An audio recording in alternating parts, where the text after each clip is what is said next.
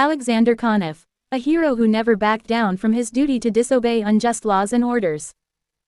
When injustice becomes law, resistance becomes duty. Throughout history, philosophers and patriots have argued that there is a moral duty to defy unjust laws.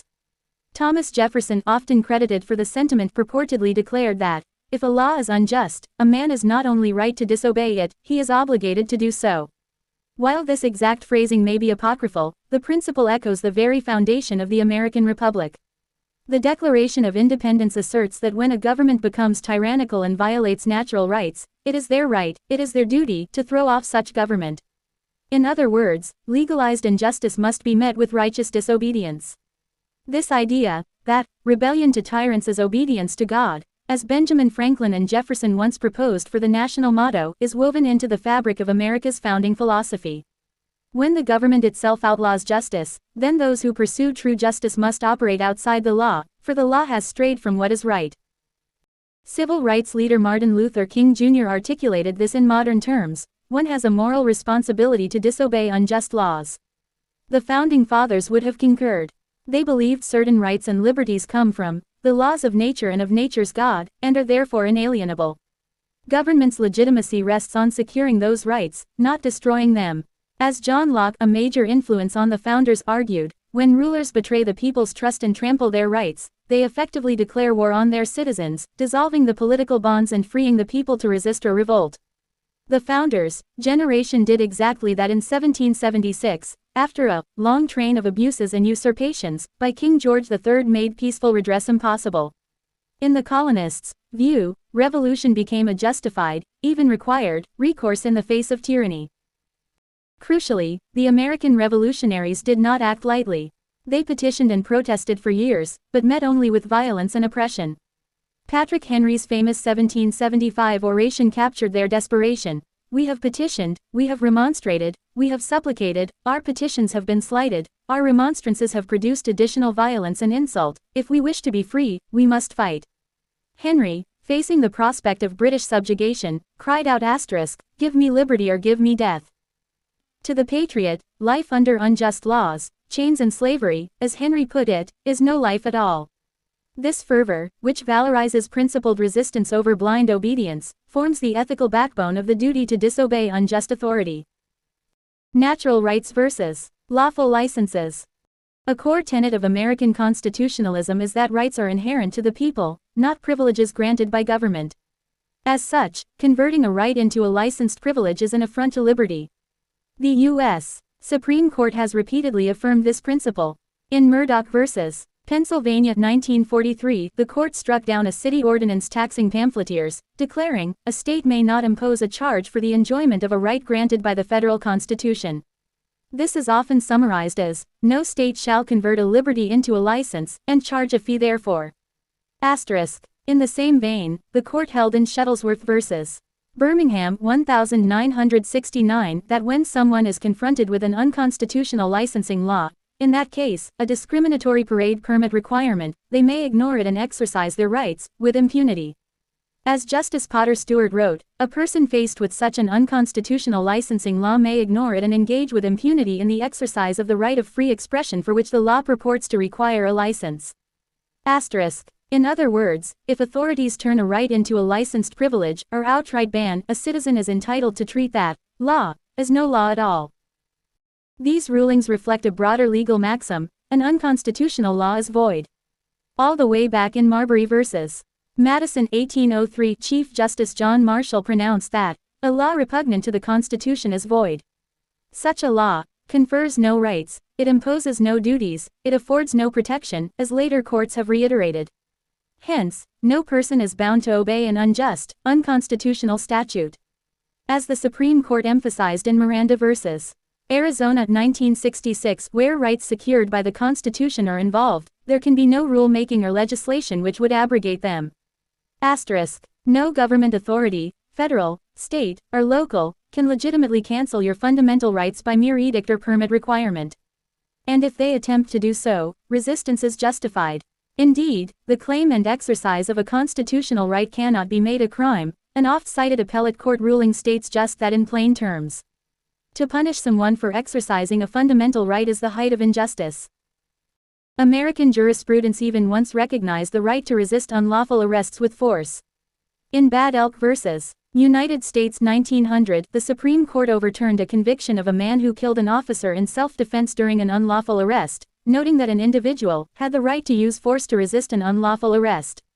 While modern law has narrowed this right in practice, the principle remains historically significant. Law enforcement is not absolute, and an unlawful use of power is itself a crime by the state. As Justice Brandeis famously observed, crime is contagious. If the government becomes a lawbreaker, it breeds contempt for law. When legal authorities violate the law or higher law, they erode the moral duty of citizens to obey. In sum, nobody can convert liberty into a license without losing legitimacy. And if a supposed law does so, the citizen may ignore that law and engage in their right with impunity. This doctrine isn't anarchistic, it is a bulwark against tyranny. It draws a sharp line between just laws that deserve respect and unjust laws that deserve defiance.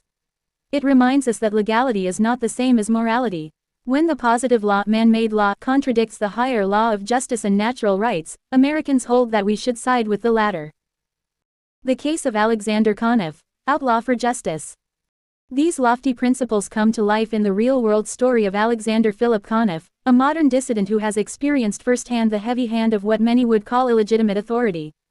Alexander, a resident of Oregon and a vocal activist, has become a cause célèbre among liberty-minded circles, a poster child for the idea that when the government outlaws justice, the just must become outlaws.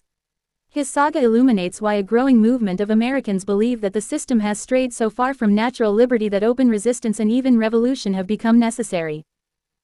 Konnoff is not a casual lawbreaker. He is a self-described constitutional scholar, a cop watcher or cop blocker, who monitors police misconduct, and a leading voice in the Cascadian independence movement. Operating under the moniker Ghost Liberty, Alexander helped launch Project 2028, the Cascadian Plan, a campaign to fundamentally realign governance in the Pacific Northwest by seceding from the United States and forming a new nation by 2028.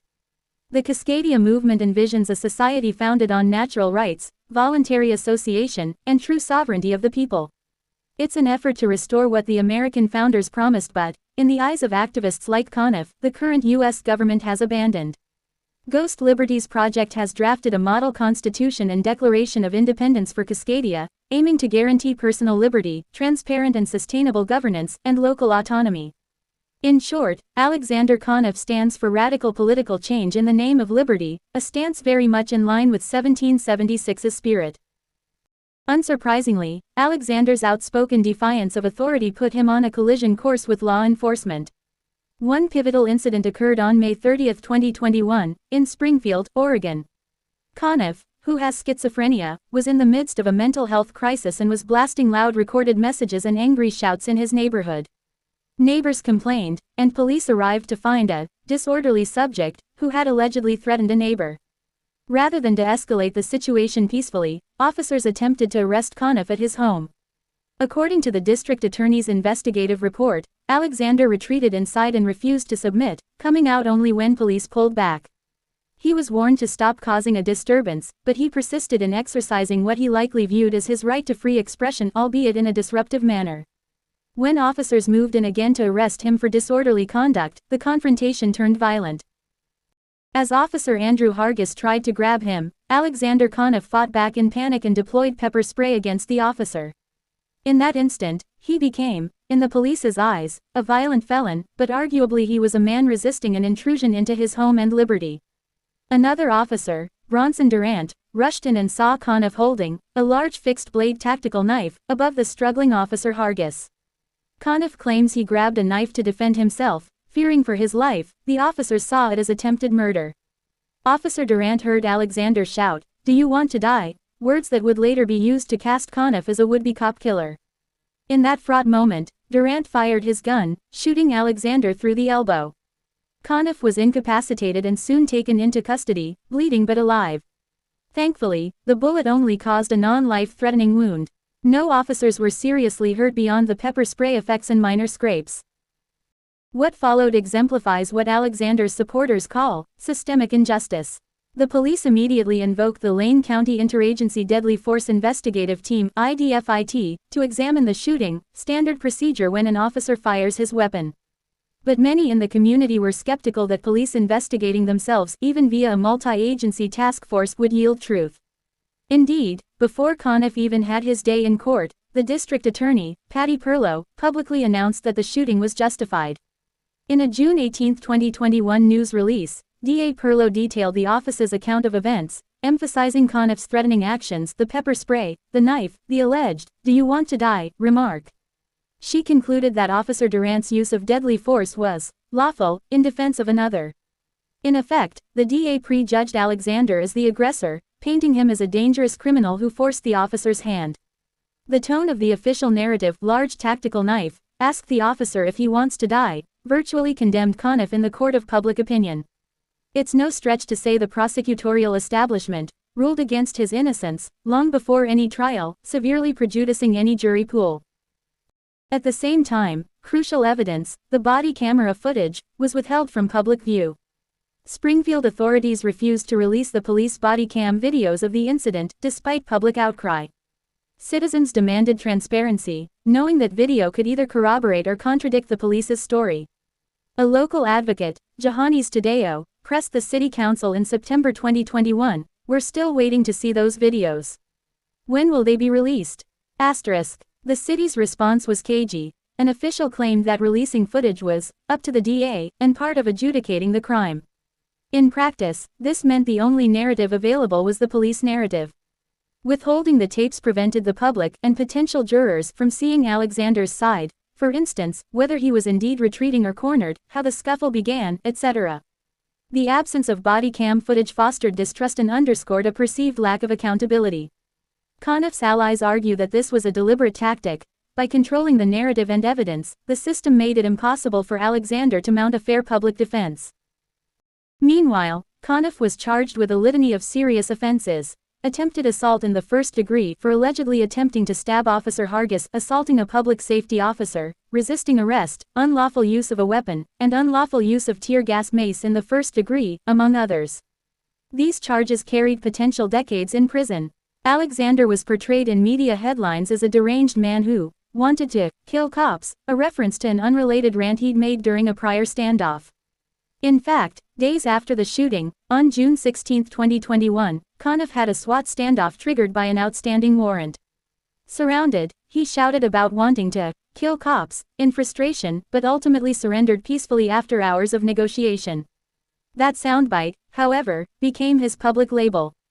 Facing a likely hostile jury, inflamed by media and the DA's statements, Alexander Konnoff made a wrenching choice. In 2022, he accepted an Alford plea deal. An Alford plea means the defendant does not admit guilt, but concedes that the prosecution's evidence would likely convince a jury to convict. It's essentially saying, "I maintain my innocence, but I'll take the deal because I can't risk the trial." For Alexander, this was an agonizing compromise. By all accounts, he did not trust that he could receive a fair trial, especially given his mental health condition. His schizophrenia, far from being accommodated, was weaponized against him. It was insinuated that a jury would convict him, for his own good, to ensure he'd be institutionalized and medicated. In other words, they pressured him that if he didn't take the plea, a trial would surely find him guilty regardless of the contested facts, because jurors would be swayed by the narrative of a violent mentally ill man who needs to be locked up for public safety. Rather than gamble with a possible decades-long sentence, Konnoff took the plea deal. In doing so, however, he surrendered to legal injustice under duress. The outcome of the plea illustrates how the system can continue to oppress even after the courtroom. Alexander Konnoff, now a convicted felon, emerged from incarceration under stringent court-ordered conditions. Notably, he is barred from possessing any means of self-defense, not just firearms, which all felons are prohibited from owning under federal law, but even pepper spray, tasers, and knives. The very tools he had allegedly used to protect himself during the incident are now forbidden to him. This leaves Alexander feeling defenseless in a world he perceives as dangerous. It also ironically confirms the adage, "When freedom is outlawed, only outlaws will have freedom." If a man known to be in danger Konnoff had faced real armed police force, is legally disarmed of even non-lethal protection, he is essentially told his life is not worthy of defense. Perhaps most disturbingly, Alexander is subjected to forced medication. As part of his release supervision, he must undergo compulsory psychiatric treatment, including monthly injections of antipsychotic medication, despite his adamant lack of consent. In his view, this is a profound violation of his bodily autonomy and natural liberty. No act of law can justify penetrating one's body and altering one's mind against one's will, he believes. Yet the state rationalizes it as for his own benefit or public safety. To liberty advocates, this evokes Aldous Huxley's Brave New World or the abuses of Soviet psychiatry, using medicine as a tool of social control.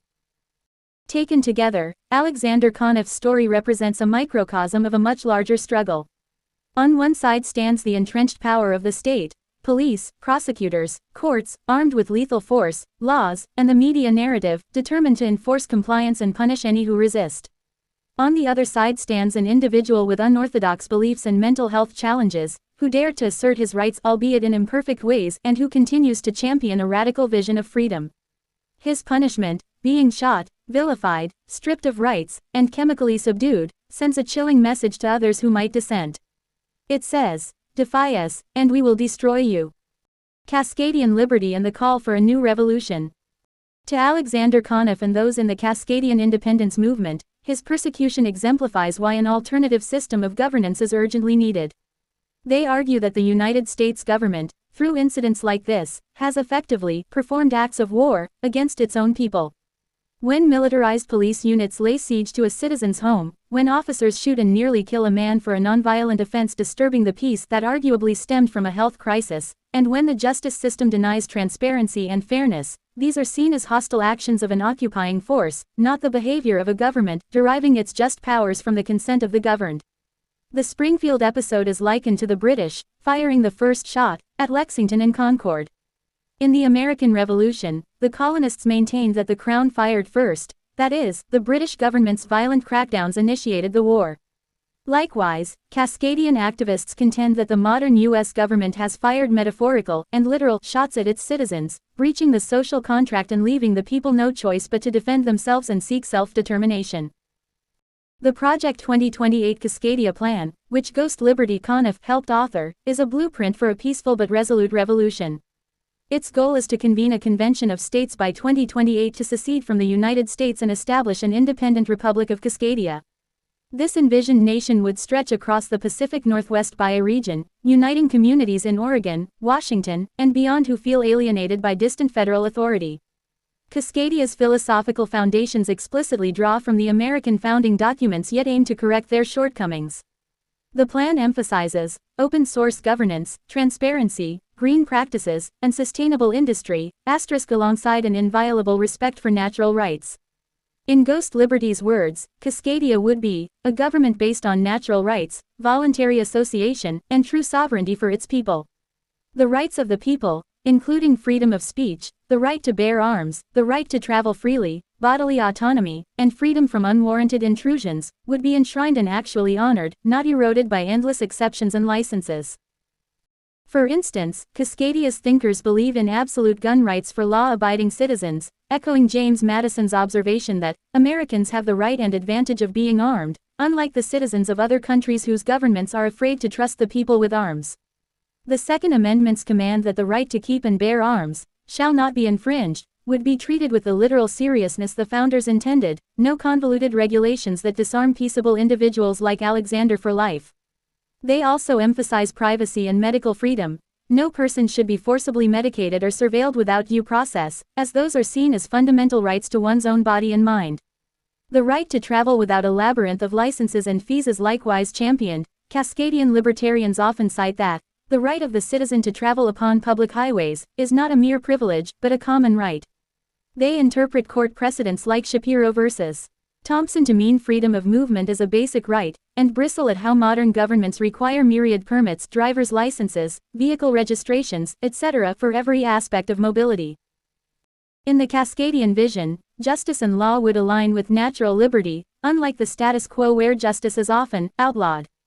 Ghost Liberty's followers point out that in today's America, performing certain humane or principled actions can make you an outlaw.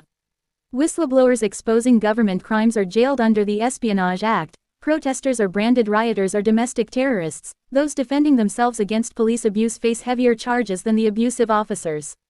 Even helping the homeless can be criminalized via local ordinances. It's a stark inversion of moral order. The law punishes the good and protects the wicked, they argue. Cascadia's proposed constitution, by contrast, would prohibit victimless crimes and forbid the conversion of rights into privileges. As their literature often reminds, all laws which are in conflict with the Constitution are null and void. A Cascadian government would presumably nullify unjust federal laws and uphold only those consistent with natural rights.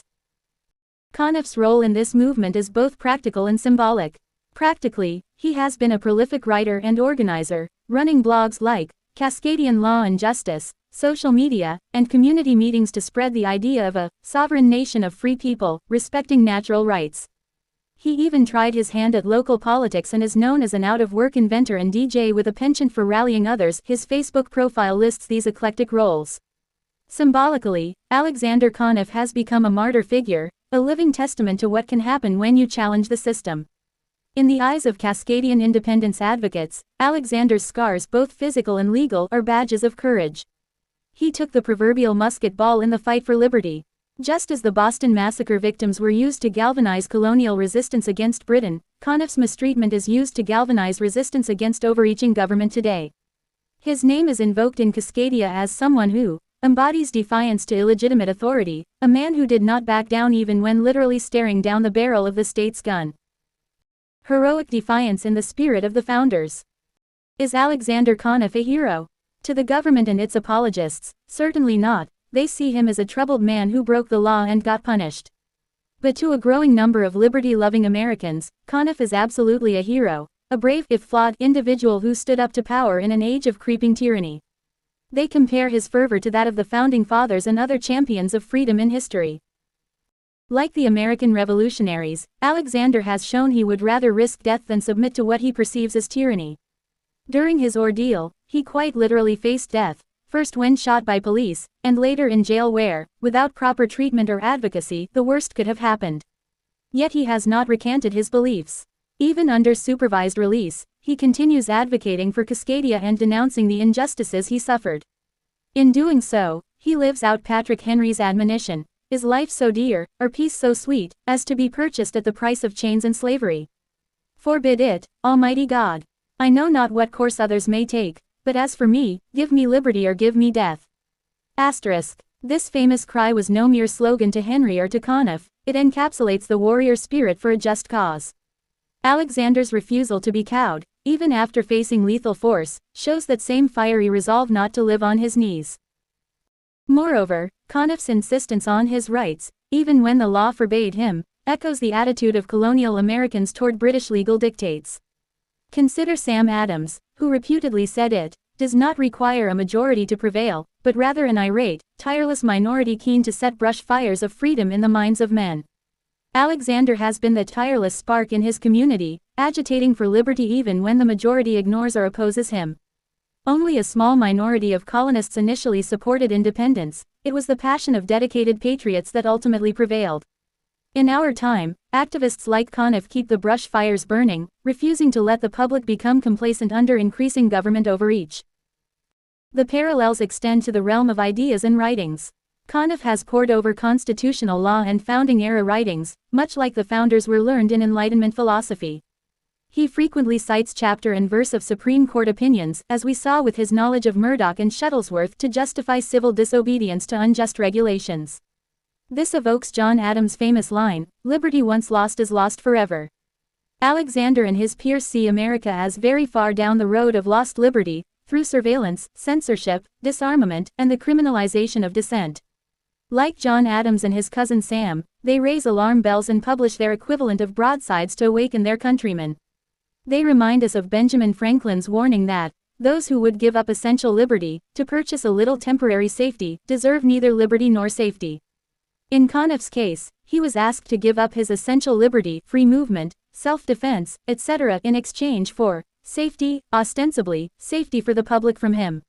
He refused, and continues to refuse, that devil's bargain. Security at the expense of freedom is a false promise, as Franklin noted, and Alexander's life illustrates the cost of rejecting it. The system may vilify or isolate you, but you keep your dignity and your moral agency. One can also draw a line from Thomas Jefferson's radical words to Konnoff's stance. Jefferson wrote in 1787, "What country can preserve its liberties if their rulers are not warned from time to time that their people preserve the spirit of resistance? Let them take arms, the tree of liberty must be refreshed from time to time with the blood of patriots and tyrants." Those words are not to be taken lightly. They acknowledge that freedom may require sacrifice and even violence when all other remedies fail. Alexander Konnoff's blood, spilled on his own front step by agents of the state, is, in the eyes of Cascadian patriots, part of that grim nourishment for the tree of liberty. He bled resisting what he deemed an unlawful arrest and potential tyranny in microcosm. While thankfully he survived, the symbolism is that he was willing to bleed for the cause. And by bearing the state's punishment without renouncing his beliefs, he demonstrates the spirit of resistance Jefferson spoke of. He warns the rulers by his example that there are Americans who will not be easily subdued, Americans who, if pushed too far, will defend their natural rights by any means necessary. Conclusion: standing as a vanguard against tyranny. Alexander Konnoff's story and the surrounding movement force us to confront hard questions about law, justice, and legitimacy. What should citizens do when the legal system itself becomes unjust? The American answer, grounded in our founding ethos, is, they have not just the right, but the duty to resist. This does not mean plunging into chaos at every policy disagreement. It means that when fundamental rights are systematically violated, obedience ceases to be a virtue. At that point, patriots must become, in a sense, outlaws in pursuit of justice. As the abolitionist theologian Theodore Parker once wrote, later paraphrased by Dr. King, an unjust law is no law at all. And as St. Augustine wrote even earlier, lex injusta non est lex, an unjust law is not law. The thread through time is clear: legitimacy comes from justice. Strip away justice, and all that remains is naked power, which commands no moral allegiance. In the United States today, liberty activists argue that we are approaching, if not already in, a state of affairs where the government no longer honors its constitutional limits or the natural rights of the people. Surveillance of citizens without warrant, censorship pressures, onerous regulations on speech, weaponry, and movement, and the aggressive suppression of political dissent, from racial justice protesters to whistleblowers to those like Konnoff, are cited as evidence.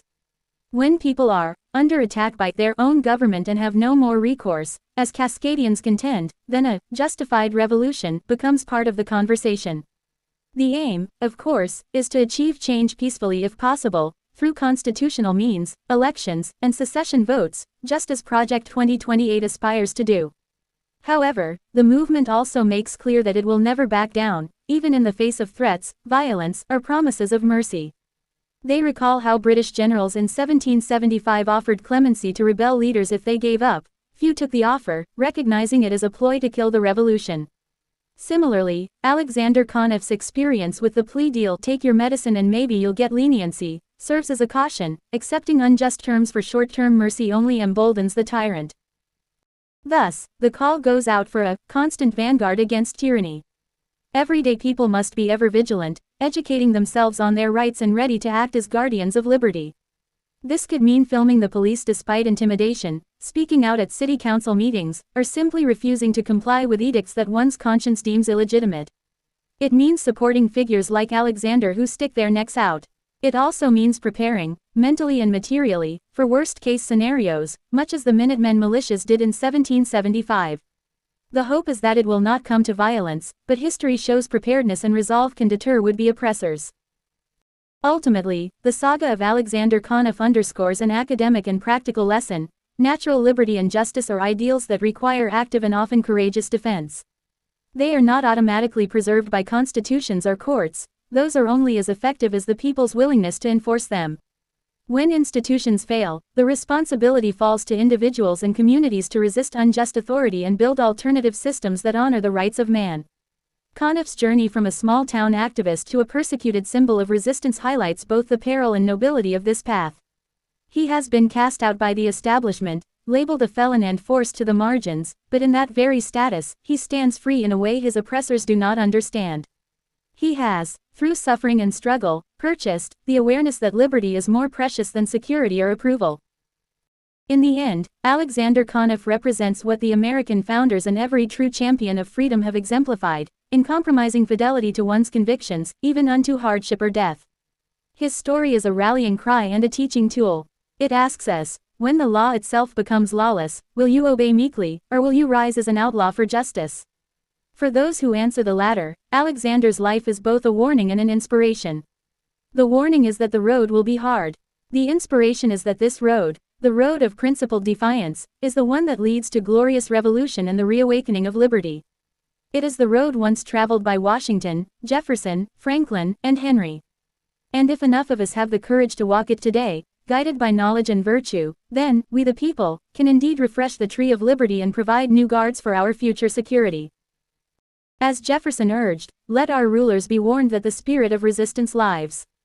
And as Patrick Henry implored, forbid it, Almighty God, that we should ever trade our natural freedom for the comfort of servitude. When justice is outlawed, let us all strive to be just outlaws, rebels with a cause, in pursuit of a truly just law.